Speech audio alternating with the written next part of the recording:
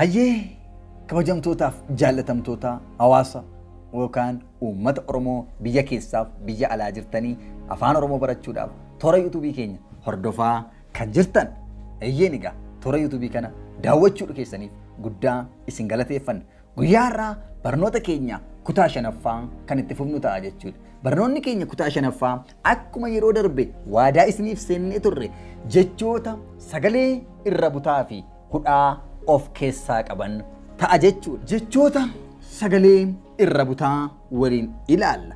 Jechoota sagalee irra butaa gaafa jennu sagaleen tokko irra butaa ta'uusaa yookaan immoo sagaleen irra butaa akkamitti uumama isa jedhuudhaaf yemmuu sagaleen yookaan qubeen dubbifamaa gosti garaagaraa lama walitti aanee dhufu sagalee irra butaatu uumama.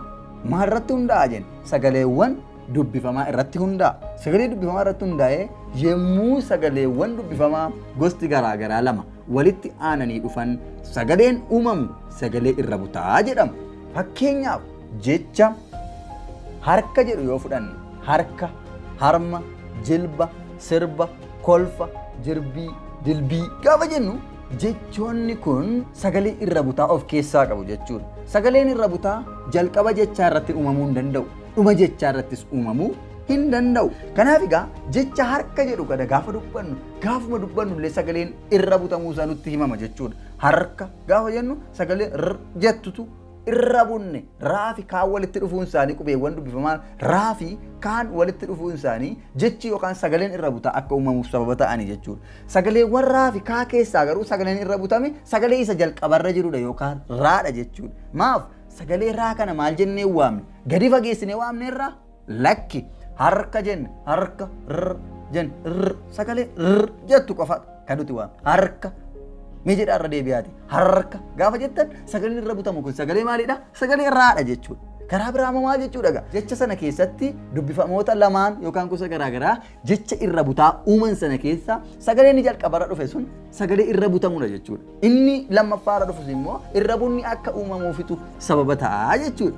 Harma kan jedhu yoo fudhanne fakkeenyaaf jecha harma jedhu kana gaafa fudhannu raa sana guutummaa guututti waamne jechuudha. Somba gaafa jennu fakkeenyaaf somba, gorsa, jaarsa, golboo, jaartii, morma, gaanfa, balfa, marsaa gaafa jennu jechoonni kuni sagalee irra butaa of keessaa qabu jechuudha. Karaa biraa sagalee irra butaa of keessaa qabu jechuun maaltu barreeffameera jechuudha. Dubbifamaan gosti garaagaraa lama walitti aanee dhufeera jechuudha.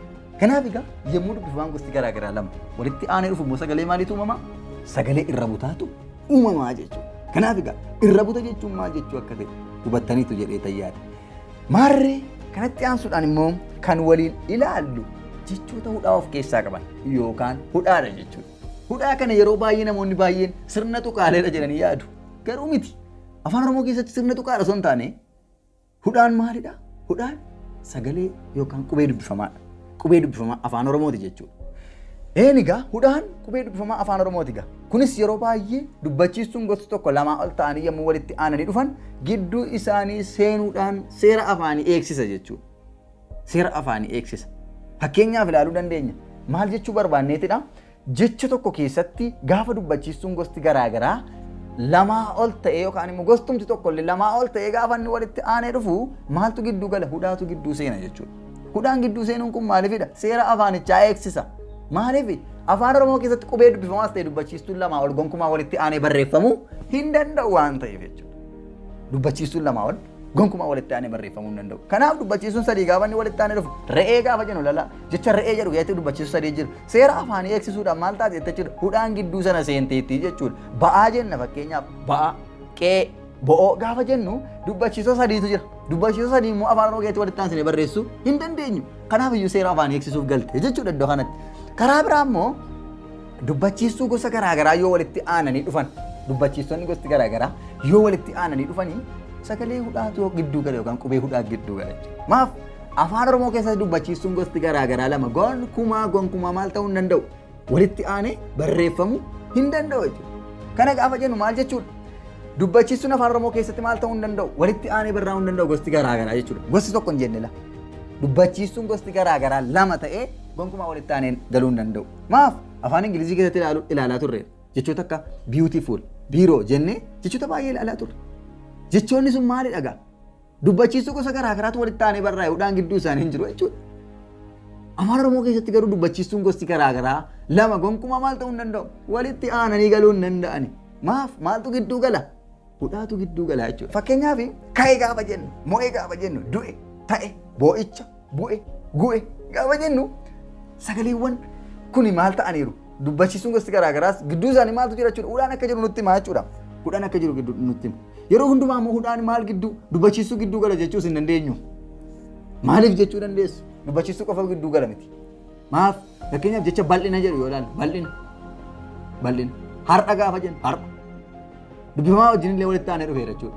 Har'a gaafa jennu, bal'aa gaafa jennu, qallaa gaafa jennu, qallaa gaafa jennu maal ta'eera? Dubbifamaa walitti illee aanee dhufeera jechuudha. Sagalee hudhaatu maal ta'a jechuudha gidduu sana galaa jechuudha.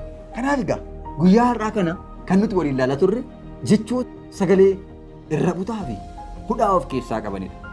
Jechoota sagalee irra butaa jechuun yommuu dubbifamaan gosti garaa garaa lama walitti aanee dhufu kan uumamudha.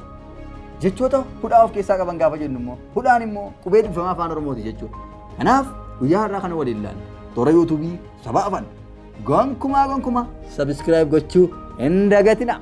Maarree barnoota keenya kutaa 6ffaadhaan hanga walitti deemuutti nagaan nu tura.